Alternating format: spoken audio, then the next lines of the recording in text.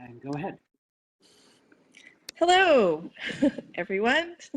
Welcome to our 6th Diversity and Inclusion in Open Source call. I am so excited today to welcome Jane Anderson, Associate Professor at New York University, and Kim Kristen, Director of Digital Initiatives in Washington State. They're going to be presenting today the TK labels, or traditional knowledge labels, project that they're working on.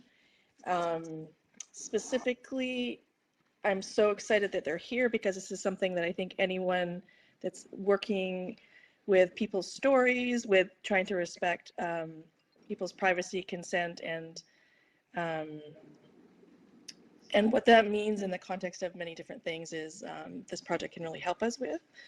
I'm going to hand this over to Jane and Kim right away, and then I'll encourage you to go to our HackPad to add questions, add your name to the roll call, and I will make sure that we have time for questions towards the end. And I will hand it over. Great, thank you. Great, thanks.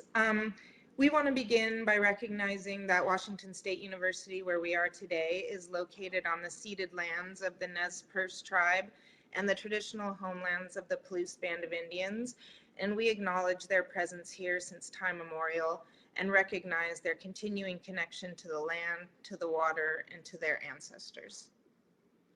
So thanks so much for having us, and we have a few slides that we're going to go through today just to really talk about the genesis of this project, local contexts, and the traditional knowledge, or TK labels, and to kind of show some of the examples of communities using and adapting the labels, and to kind of give a context for why this project emerged and kind of what it's trying to do. So Kim's going to start, and then I'm going to talk, and then we're going to kind of bounce between us a little bit. Great. So the local context project and the TK label project grew out of the Mukurtu-Wumburani-Kari archive, which started with the Warramungu community in Central Australia that I've been working with for the last 20 years or so. And it really came about because we were building this very specific digital archive for the community that they named Mukurtu, which Mukurtu means in Warramungu a dilly bag, and a dilly bag is this safe keeping place where elders can put sacred items in there, but younger generations have to go and ask for access to those, and it becomes about a conversation and a dialogue and intergenerational sharing. So that Mukurtu ends up really from the dilly bag, it is this safe keeping place. That's how it was translated. So we wanted to create this online safe keeping place, and so we built Mukurtu with the community out of their needs, and we instituted what we call in Mukurtu cultural protocols. So the cultural protocols are defined by the community themselves for how they want to view and access their material. So this worked really well within Mukurtu. The cultural protocols are added to content. When you log in with your username or password, you're associated to certain protocols, and then you can see certain content.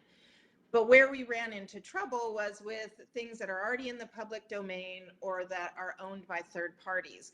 And so we were at, the community ran into this, and we were trying to figure out what to do. And one of the community members, Patricia Narlu Frank, said, well, why don't you just chuck a copyright on it? And actually, Jane and I wrote an article called Chuck a Copyright on It. So if you want to read that, sorry, shameless plug there. That was many years ago, but that was our first thinking about how do we create an alternative. At the time, we thought, how do we create an alternative licensing scheme, much like Creative Commons did for, specific types of material, but how do we do that for material that is not owned by the communities themselves? So really, you can't put a Creative Commons license on it. So Jane and I, I called up Jane because she's the lawyer of the pair. So we, we really started to think about what can we do to provide, some kind of labels or some sort of licenses to this work that falls outside of it. Can't use Creative Commons, and traditional copyright is excluding the community members. So that's really where it started, and it grew from Mukurtu into what we've called local context. Right. So this project came out of Mukurtu. It has an important kind of foundational component to Mukurtu, but it needed to be bigger than Mukurtu. The problem that we kind of faced was that Indigenous communities don't own their cultural heritage, partly because of histories of colonialism and how copyright has really functioned as a tool of colonial dispossession. So local context is kind of thinking about alternative licensing and labeling. And I just want to run through some of the problems that communities face. So every Indigenous community has enormous amounts of collections, tangible and intangible, collected over long periods of colonialism. And they're held in archives, museums, libraries, and in online databases. And significant information about these collections, including individual and community names, is just missing. It was never thought to be important at the time of the documentation, and those kinds of legacies continue in the archive now. So, and in addition, Indigenous people and communities are largely not the legal rights holders of the majority of this material, and vast amounts of copyright material as well as public domain material is being digitized and circulated. And so these issues of ownership, as well as kind of the incomplete and significant mistakes in the metadata, continue into the digital lives of this material. And so here's an example that I want to give to kind of demonstrate that problem. So this is just a kind of a random photo that you can get off Flickr. It has down the bottom kind of all the information about it, who the artist is, who who it's a gift from, but there's no information about who she is. So it says untitled Native American woman.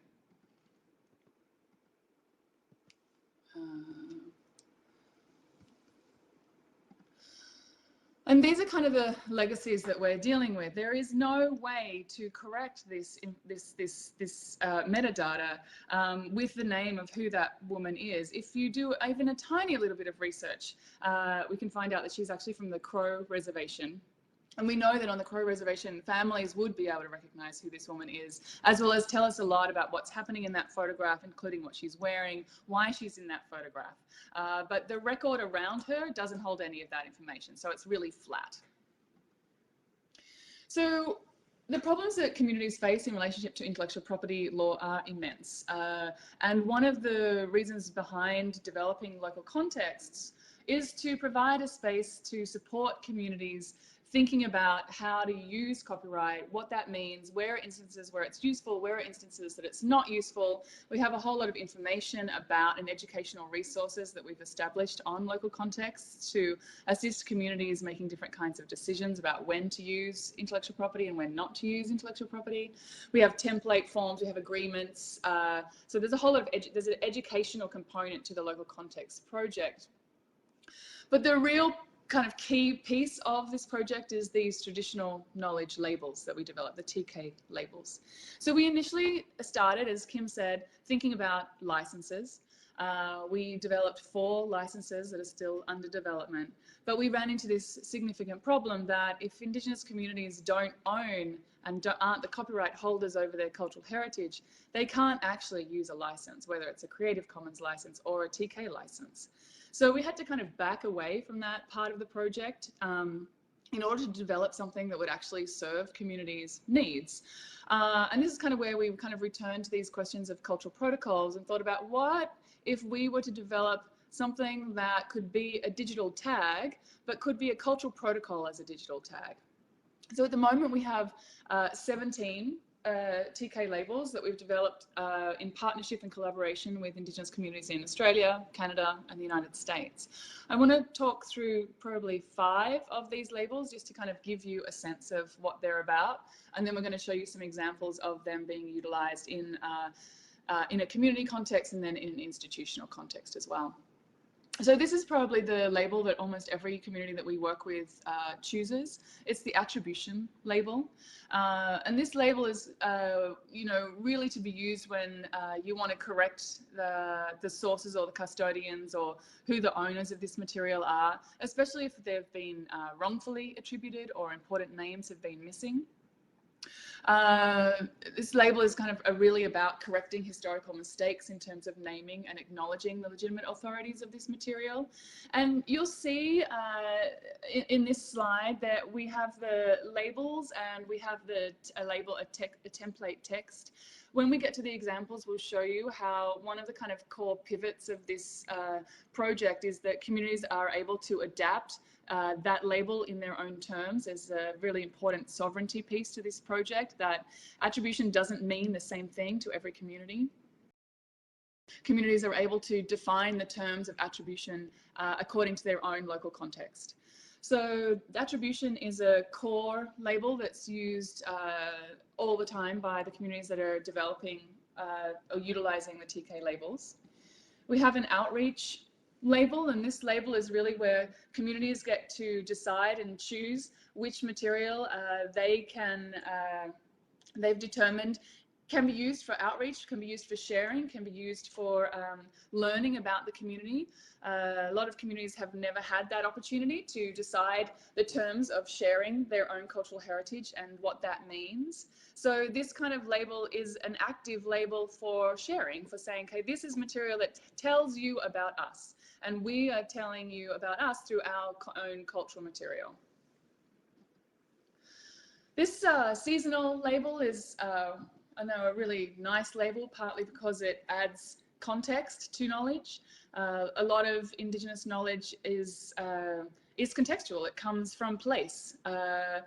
This label kind of starts to indicate that place-based nature of certain kinds of teachings and certain kinds of knowledge. So, for instance, some songs that are, held in the archive should only be heard at a particular time of the year for that community. But that information about that kind of nuance in listening and hearing to certain kinds of content is missing from the archive. It's missing from the record. But knowing that piece of information changes how we can hear it, how we understand it. And communities often add this seasonal label as a kind of as a means to say, there's actually more to this. It's not decontextualized. It's actually very embedded in the land and where we're from, and that, and that conditions when it should be heard and when it should be sung. And we think that kind of changes how that kind of material can be understood into the future. We have the secret sacred label.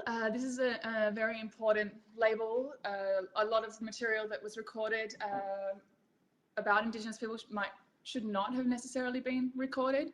Communities feel very strongly about that there is material in the archive that is of a secret and sacred nature and should not necessarily be shared.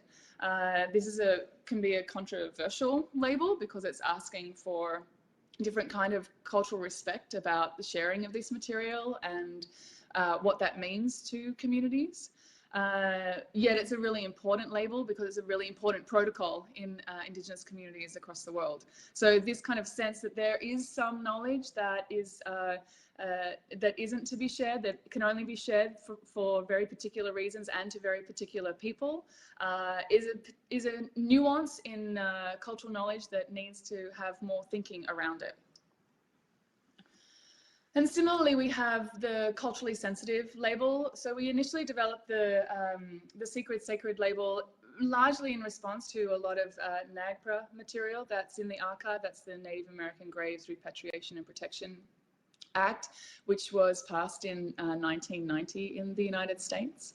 And so that kind of really refers to material that's of a religious or spiritual content. But that didn't cover all the material that communities are concerned about. And so we developed this culturally sensitive label, partly by working with the Penobscot Nation, who have a lot of concerns around their language materials. Partly, this culturally sensitive label talks about, that there's sensitivities that people want to have care and that material needs to be looked after and kept safe in a particular kind of way, particularly because communities might not have been able to have connection to that material because they have been excluded from the archive, or they're spending time with this material in new ways. So this is a label that kind of indicates, be careful. There are sensitivities that you might not understand with this material, and you need to think carefully about using it and engaging with communities around that. So we wanted to kind of move to show you, so there are 17 of those, and that's just gave you a kind of a small snapshot of some of the labels. But we want to kind of show you a couple of examples of communities and institutions customizing the labels.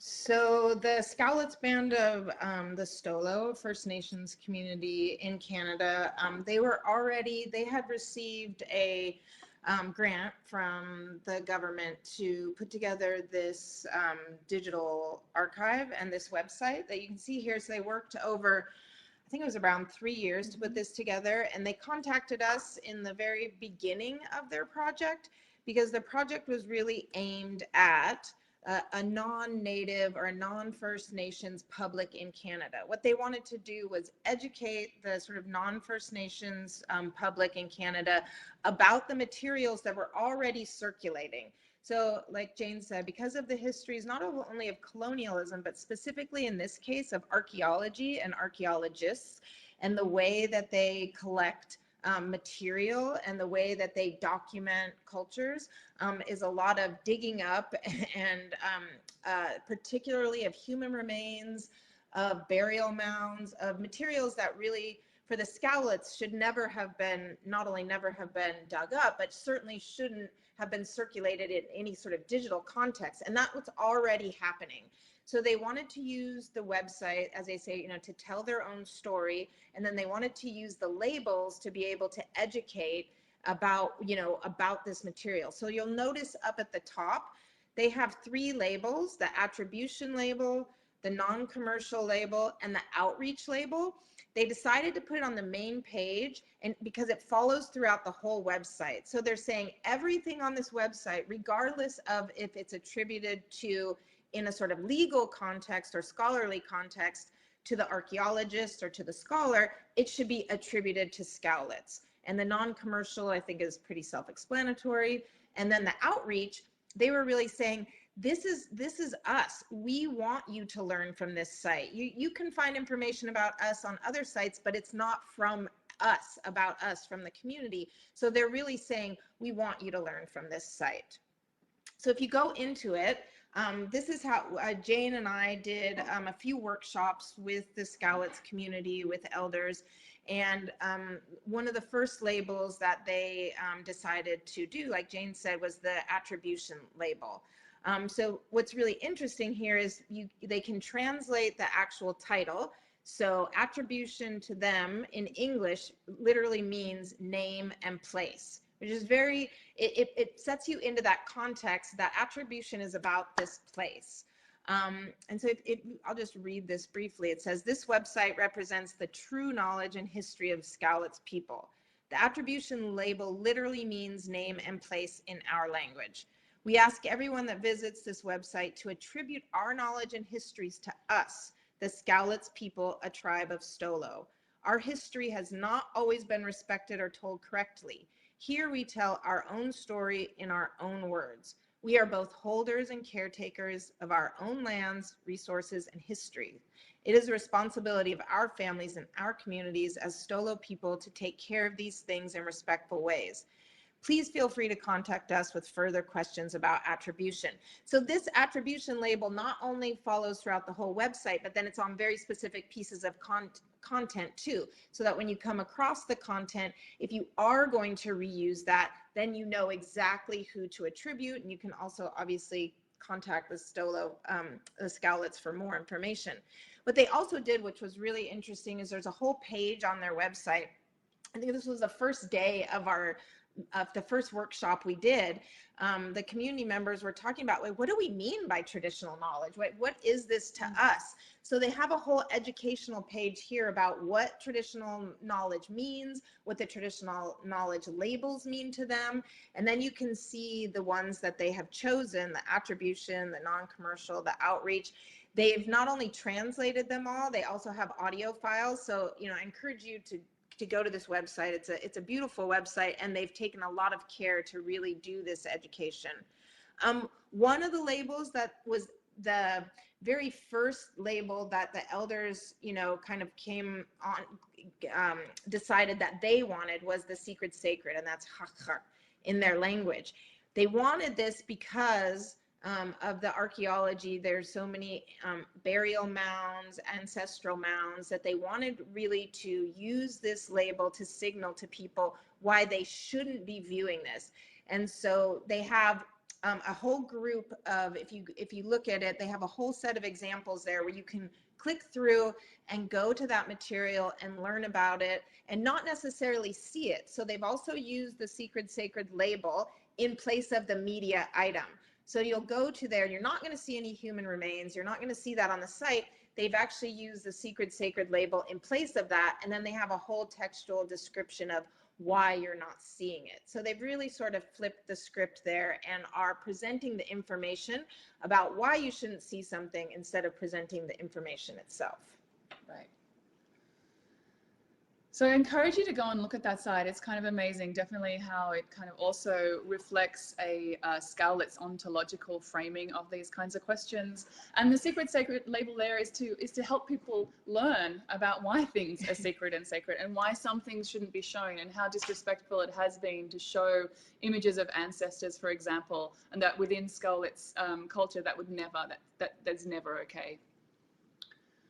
So the second example that we want to talk about is the community we've been working with, Passamaquoddy tribe and the Library of Congress. Passamaquoddy is a community based in northern Maine. In 1890, Jesse Walter Fuchs travelled to Passamaquoddy homelands and did a kind of a sound experiment. He was there for 3 days and he took 31 wax cylinder recordings. These are the first sound recordings that were ever made of Native America. And then he was testing the phonograph out to take on his expedition, the Hemingway expedition to Zuni and Hopi in the summer of that same year of 1890. So these recordings were made and they left the community in 1890 and they weren't returned until the 1980s, so some 90 years later. So they were never actually made for the Passamaquoddy, even though the Passamaquoddy are singing songs and sharing their knowledge. In 1980, when they were returned, they were returned on reel-to-reel tapes, and the community was incredibly excited to have them returned, to listen to their ancestors speaking. Unfortunately, the sound quality on those sound recordings was really, really bad. So it took until 2015 for the Library of Congress to use some of the incredible new technology that they have to kind of get the sound off those recordings without touching them, and kind of digitally stitching those sound files together using kind of archaeophone technology. And in 2015, we started a project with the Passamaquoddy to kind of rewrite some of the things that were missing from the record in relationship to these recordings, as well as kind of thinking through what would it be like if Passamaquoddy were recognized as the authorities of these recordings into the future. This was kind of an enormous project, partly because we had to spend hours of time listening to these recordings. Fuchs only recorded very partial songs. The cylinder technology at the time only recorded 3 minutes of songs, and Passamaquoddy songs are much longer than 3 minutes. And the documentation that Fuchs made when he was with Passamaquoddy is really limited. So he would name a song war song or trading song. He had very little information himself, and that was kind of what was carried into the record. So what the Library of Congress had in relationship to these songs was really, really, really minimal. I think this kind of captures that. This is all that they had. Have it, so, you know, it's a sound cylinder, it's a Passamaquoddy war song and a trading song. They do have information about one of the singers, Peter Selmore, but this is basically all the information that was in the record in relationship to this particular item. So as we worked with the Passamaquoddy, we spent a lot of time working out what would the names of those songs be in Passamaquoddy. This song, the war song, when you listen to it, actually it's very sad. It's hard to hear it as a war song, and Passamaquoddy were very confused by this titling of it by Fuchs. So we kind of thought a lot about it and listened to the other war songs that he recorded, and really determined when we kind of worked out what the words were. The words are in words to these materials are in Passamaquoddy. They're in French Passamaquoddy in 1890. The Passamaquoddy spoke French as their second language, not English. And of course now in 2015, it's English as the second language. So these kinds of nuances in what we were trying to listen to made the listening very complicated. But we decided through this kind of listening process that these were actually songs of remembrance. At least the first one is a song of remembrance, and it got retitled that way now in the Library of Congress record. So you'll also see down the kind of bottom of that record the traditional knowledge labels, the labels that the Library of Congress now has with this content in their online catalogue. And these are the labels that the Passamaquoddy developed over the course of this project specifically for these recordings. And again, they have the attribution label, the outreach label, and a non-commercial label. So this also is the enormous information that the community has now added to this catalogue record. You could, if you remember before, there was kind of nothing there, and this is all information that the Passamaquoddy has decided they want to share with the Library of Congress in order to understand this recording in a really different way. And if you get down, scroll down that record, you get to the rights advisory, and this is where the traditional knowledge labels have been inserted. They're inserted above the actual copyright holder, the Peabody Museum, who still claims the copyright in these sound recordings from 1890. But you'll see that there's the traditional knowledge labels are incorporated as the kind of the first rights. And that was a really significant intervention that the Library of Congress was making in relationship to how these recordings need to be understood into the future. This kind of mistake of allowing this non-Indigenous person who only spent 3 days in the community to become known as the author of these recordings is a problem. It has not allowed the Passamaquoddy, who still exists today, to have any kind of real authority over how these recordings can be understood and shared into the future. And so what these labels do is they add an important kind of cultural piece to what these rights are and how they should be recognized. These rights, the traditional knowledge labels, have been added into the Darwin Core rights field of this record, of these records. And that's kind of where largely the Library of Congress is placing the traditional knowledge labels. So at the same time as we have kind of the reworking of an institutional record, the Passamaquoddy wanted to have their own site for these recordings. They wanted it to be located on Passamaquoddy territory, and they wanted a different kind of assemblage of these histories for Passamaquoddy people. Also, they wanted the Library of Congress to point people to this site as the authority site, that the Library of Congress is not the authority over these recordings, but the Passamaquoddy are. And then kind of by pointing back to Passamaquoddy, you can actually learn an enormous amount about these recordings in ways that actually the Library of Congress can't contain. So we built a Passamaquoddy site on Mukurtu. And it's also an incredibly beautiful site to go to, partly because again it's the Passamaquoddy sharing their knowledge through their own frameworks, and that that helps people understand Passamaquoddy in context as opposed to anthropologists writing about Passamaquoddy. And the Passamaquoddy are using the newest version of Mukurtu, which Mukurtu is now free and open source software, and it's used by Indigenous communities around the world. It started, like I said, back in 2007, 2008 with the Warmungo as just sort of this custom site that we built, and it is now this free and open source software that communities can use. The traditional knowledge labels are there embedded. They can use the traditional knowledge labels. They can also add Creative Commons labels. They can also add traditional copyright if they hold that, but they're also able to then use the cultural protocols to decide how they want to share material.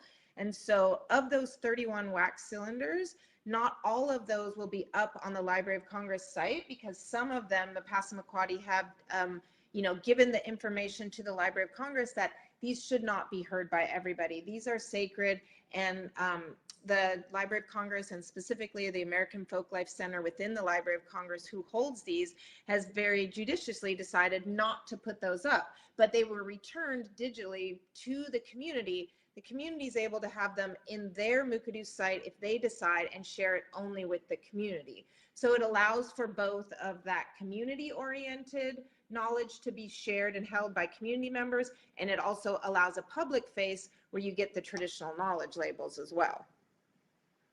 Right, so on the in the Passamaquoddy site, there's a whole section in here about why they're using the traditional knowledge labels and kind of what they're interested in using them for, just to kind of help this be clearer to non-Passamaquoddy people and kind of set out this alternative paradigm of rights and responsibilities.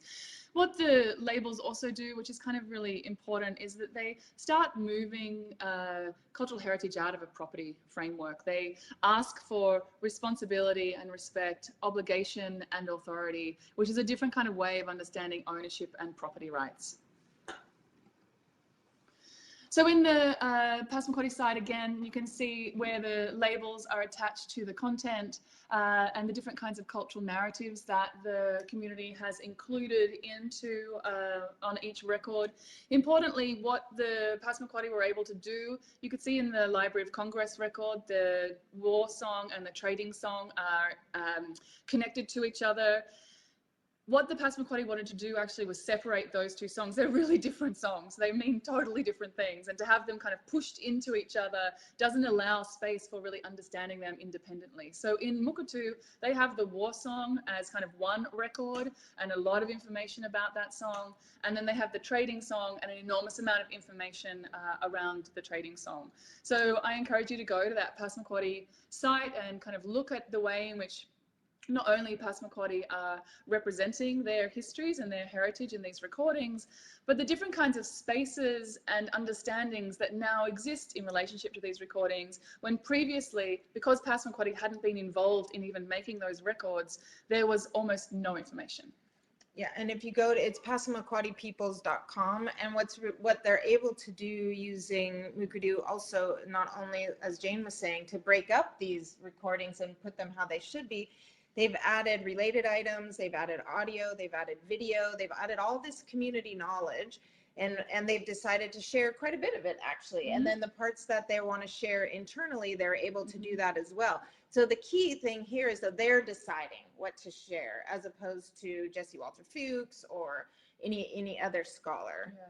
What's also lovely on that website, as you'll see, is some of these songs haven't been sung for 128 years. And in this project of returning these songs back to Passamaquoddy, community members like Dwayne Toma and Donald Soktoma and Wayne Newell have spent a lot of time relearning the songs, and Dwayne Toma's children are singing the songs. So there's a couple of videos of kids relearning these songs and, you know, kind of what that means and what that kind of, that hope for, that kind of ongoing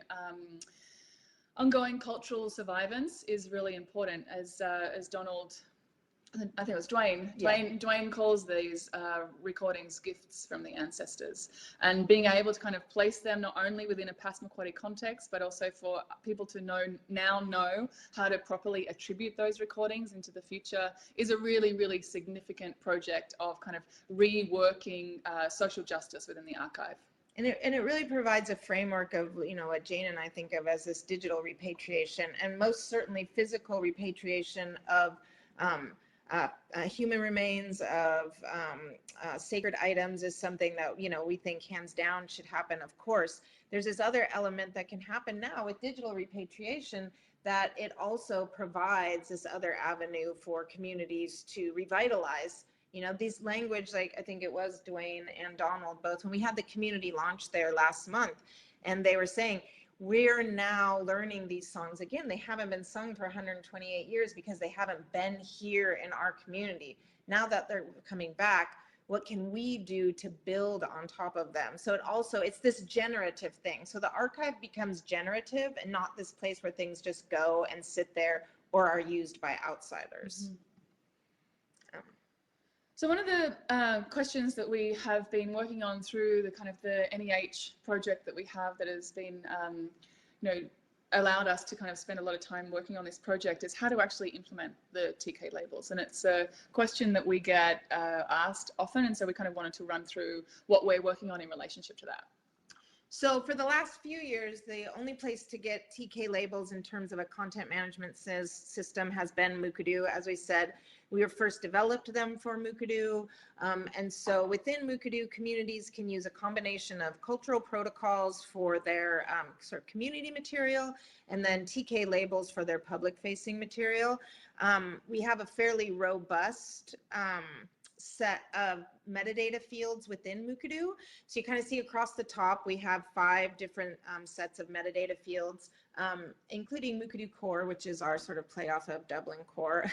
But this is where in the rights and permissions is where community members can add TK labels. And right here, they can also add in a rights statement, and they can also simultaneously have TK labels alongside Creative Commons licenses. If they are the owners of that, and if they do hold the copyright, they absolutely can do that. But they can choose up to 4 labels to put onto any item.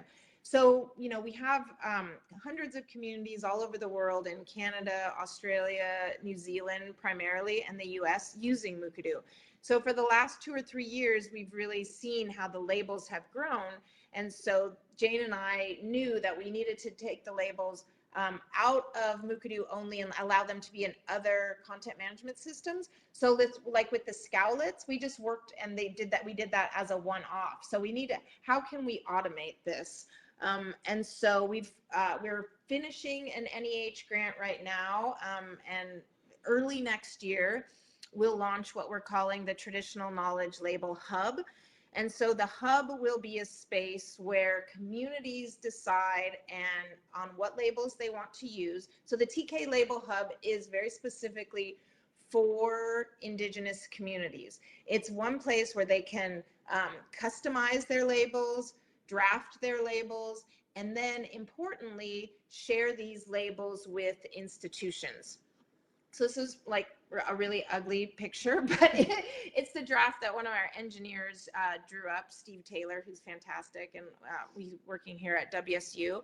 But we will have this local context hub where communities can go. They will choose their labels. They will customize their labels. They can also do this if they're using a Mukadu instance and then push them to the TK Label Hub. But really importantly, then what will sort of happen in this bottom layer is an institution, let's say such as the Library of Congress, American Folklife Center, if they want to work with the Passamaquoddy, they'll go to the hub, they'll see, okay, here's a list of the communities who are using TK labels. Oh, the Passamaquoddy are one of them. They'll click on there, they'll go to a Passamaquoddy community page, and the Passamaquoddy community page will let people know, if you want to work with us and use the labels, here's how you get in touch with us. Here's also the agreements that you have to agree to if you want to work with us. So like Jane's developed these templates of MOUs and contracts and agreements. So all of that relationship happens first. So it's a little bit different than sort of going and creating your own Creative Commons license and then we're also predicating this on a relationship, that it doesn't happen. Cultural institutions can't just go and grab TK labels and put them on where they think they should be. That would be replicating the whole colonial history. So it has to start with this relationship. But once it does, and once there's an agreement, then it will be automated, so you will get these machine readable and they'll be able to push them out. And that's what we tested with the Library of Congress. And we're refining that right now. But once it's in place, cultural institutions will be able to work with communities and then get these traditional knowledge labels, the customized. They'll be able to verify that they come from the communities, they're not coming from somewhere else, that they're authorized. And then you'll be able to see now, you know, other communities working with Library of Congress or the Smithsonian or the Minnesota Historical Society or whoever has this content. Right.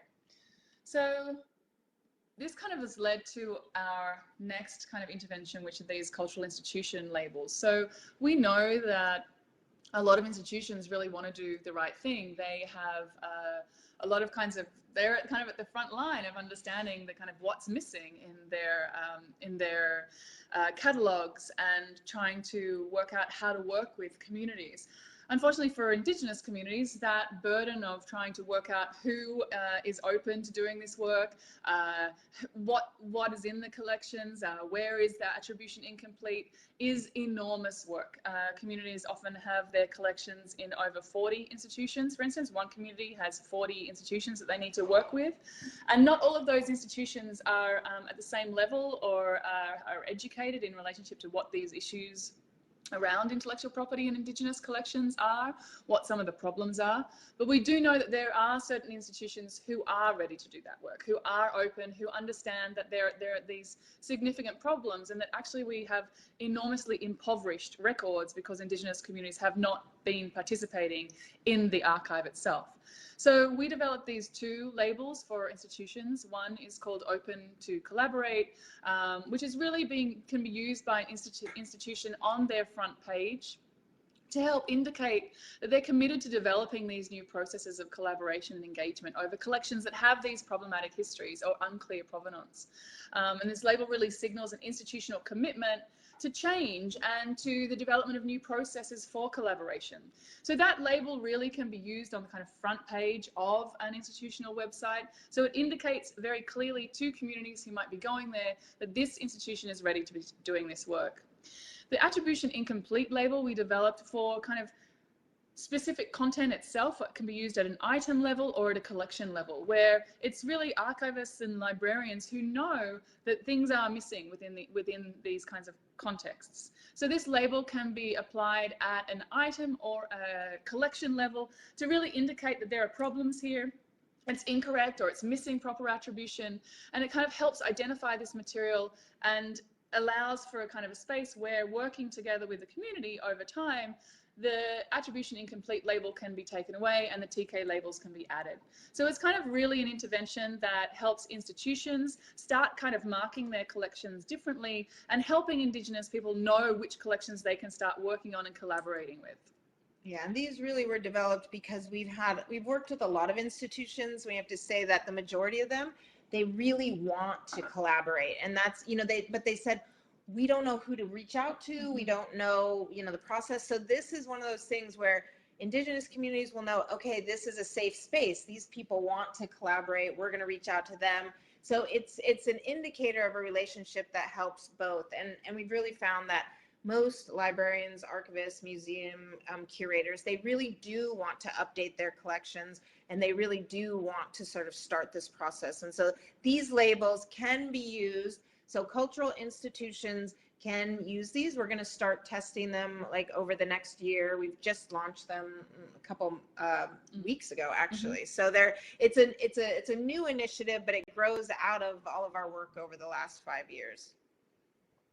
So these are just some of the communities that are testing the TK labels and have been partners and collaborators in thinking through the different kinds of labels that we need to develop, the labels that were initially missing that now we've kind of added, and kind of looking at these communities are working with institutions to try and add the labels into those collections, as well as developing their own digital archives. These are some of the institutions that we've been working with and thinking about using the TK labels. Obviously, this is a very labor-intensive project. We work very closely with communities and we work very closely with institutions. We have a lot of interest in the project, but we also have, it takes time. It doesn't happen automatically. It just really requires these relationships. And so some of the kind of the future work that we just kind of wanted to point to is that we have recognized that there are kind of two things that have come out of this project that we need to do more work on.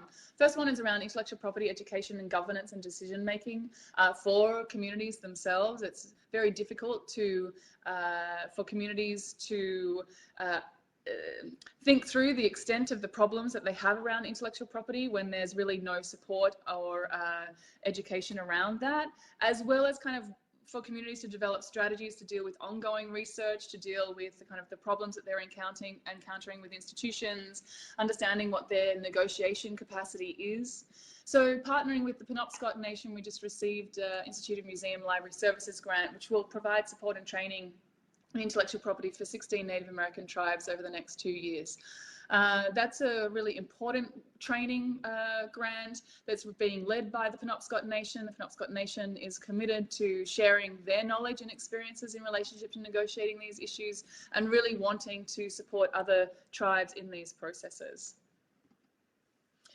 The second strand is kind of building institutional capacity, helping institutions understand the different kinds of problems that they encounter in relationship to Indigenous collections, building up their capacity around digital skill setting, and really supporting technical workflow. We know that what the TK labels require is a change in workflow. This is normal. Any kind of interventions that are responding to historical injustices or any kind of interventions, for instance, Creative Commons created a workflow change within institutions.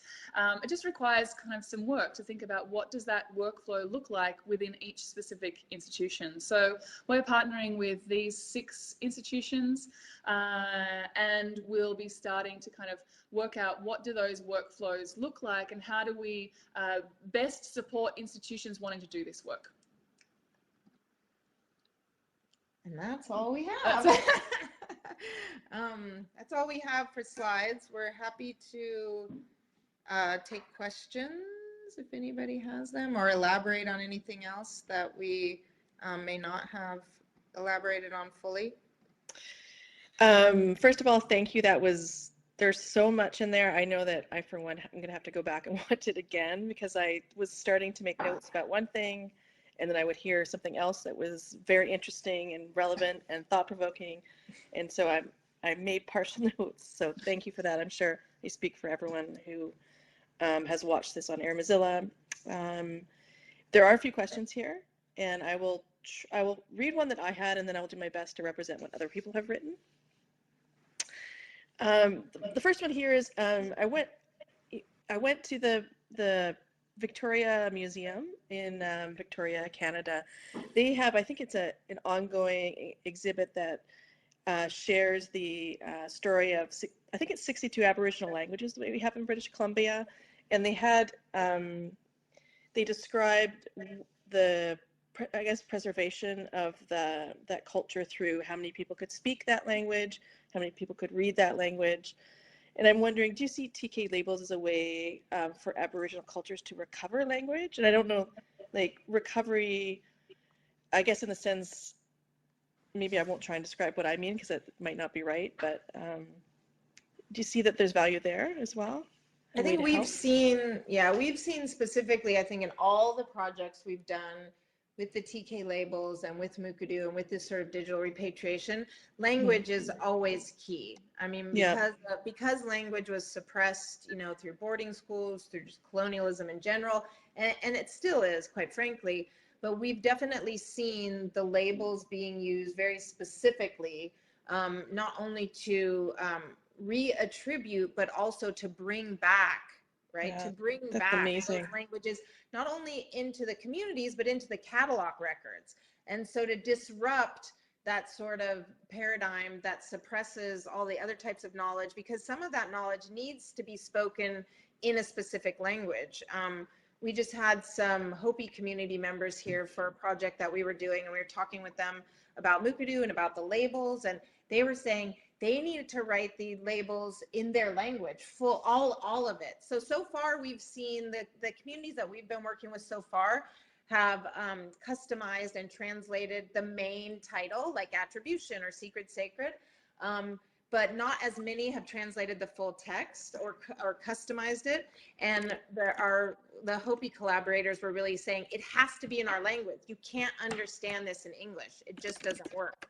So it is very much the case that almost across the board of any type of repatriation, whether it's digital or physical, includes a language component, because language is core. It's core to the knowledge. So the TK labels very much can function in that space of producing a new type of understanding of how language functions to produce knowledge.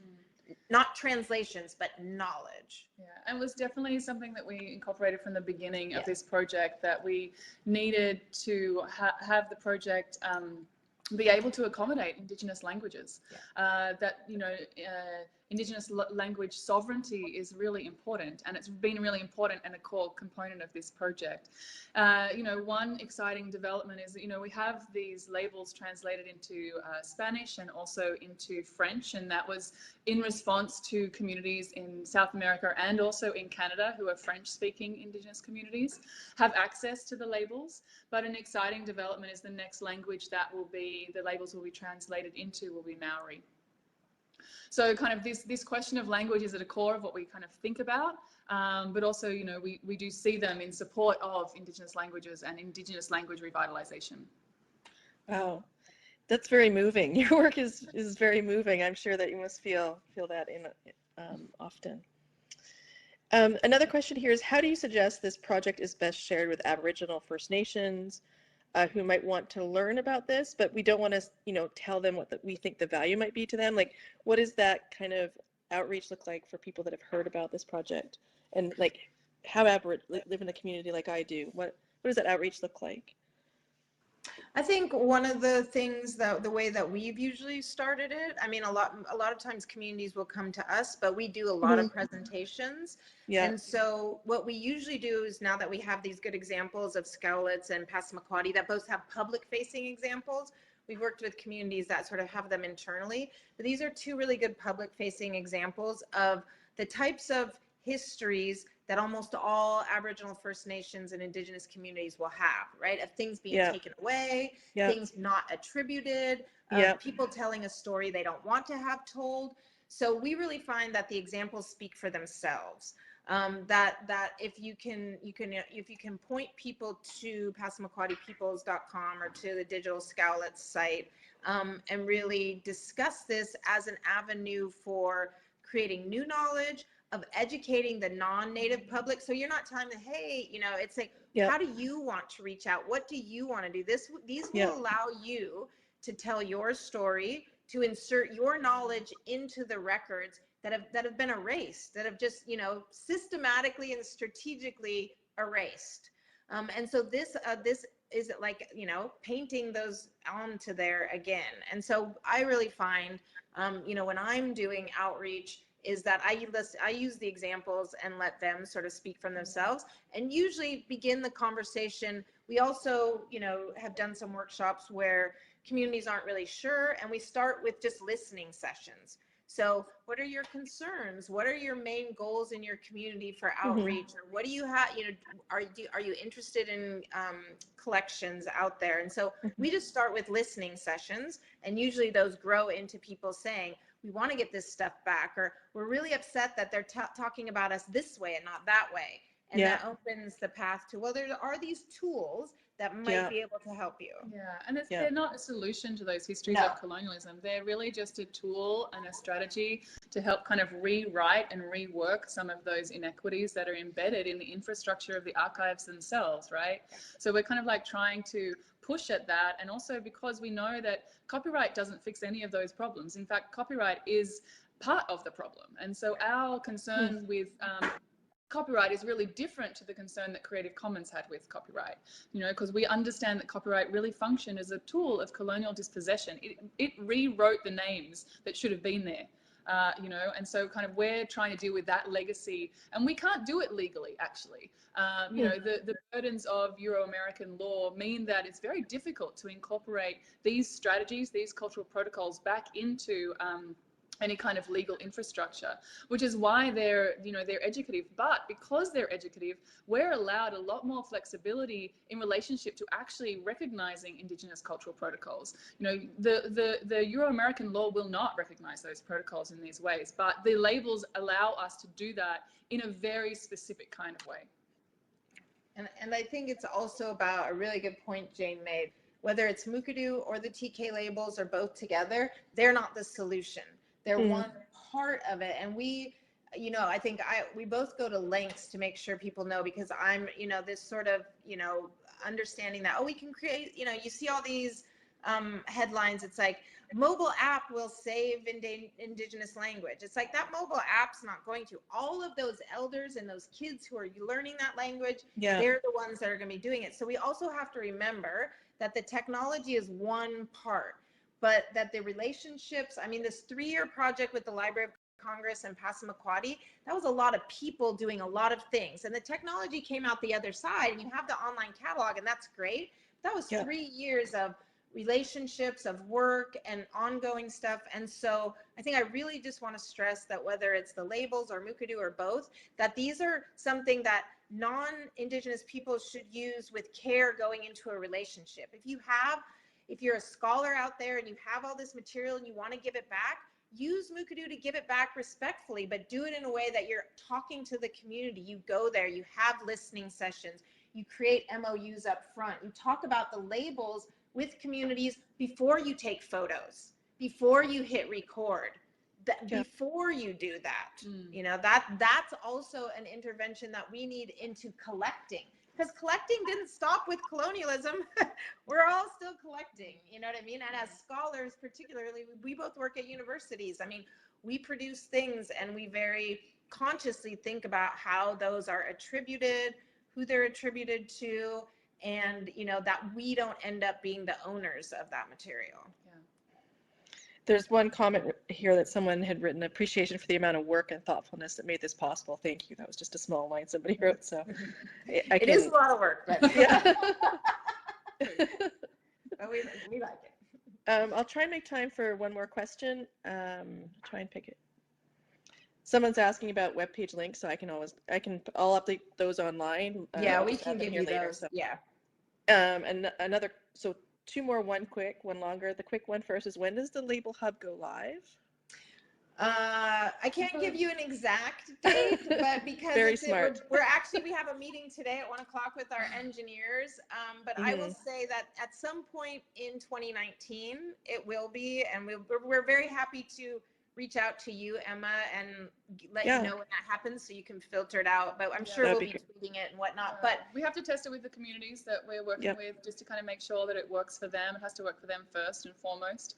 So that just takes a little bit of time, but we're super excited about it. And you know, we really had to develop that, which is very different from the GitHub, because these labels aren't to just be used by everyone. They're very specific. And so that's why we had to develop a kind of a different kind of model of what a hub and sharing looks like. But 2019, at some point. Okay.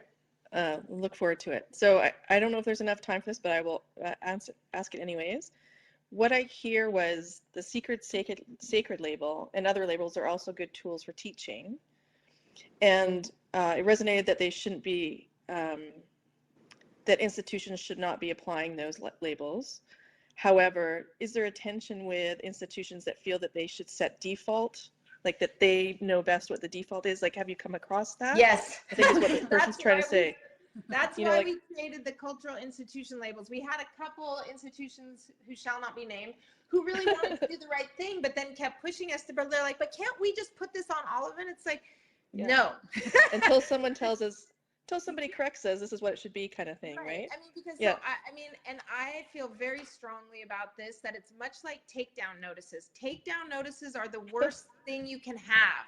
If you have material that you don't know about, don't put it up online. If you do, and you say, oh, but we have a takedown notice, you're replaying the cultural violence that already happened to get that material. We're not going to be part of that. And that's essentially what you're saying, is like, you want to offload the responsibility and the work by putting up something that's we'll take it down, we put it, you know, no. And that's the problem here, is people don't want to slow down and back up and recognize the historical trauma that's been done. And so there are a lot of digital interventions that are replaying this trauma. You have large aggregators that scrape up all this content and repurpose it, and through open APIs, which is why Mukurtu does not have an open API. People always ask us, but why? And it's like, because we're valuing the cultural protocols. You can't just go and suck up content with your API. I know that's what you want, and we're privileging that certain type of openness, but there's other types of sharing that are just as valid, and this is one of them. So if you've, I suppose, taken anything away today as like a non-native person, it's that you have to back off of that model of, well, we might know best, or we just think it's this way, and start to build those relationships around a different type of model of sharing. Sorry, that was a bit of a screed, but that's something that gets me like frustrated. I think that was a great way to end the call. Like, that was that Want to was say a something great. nicer? No, I think, I mean, for a lot of us that are, like thinking about, I mean, I think this is a call to action for all of us that are working with people's stories and data and consent and Yeah. and backing up and not doing harm and yeah, you said it so well. I'm not going to try and paraphrase it. So thank you so much for Thank making you. time. I'm going to reach out to you to get some links, which I'll update for everyone who's watching this Great. on the HackPad. We'll upload this to YouTube and use it as a way to keep teaching people.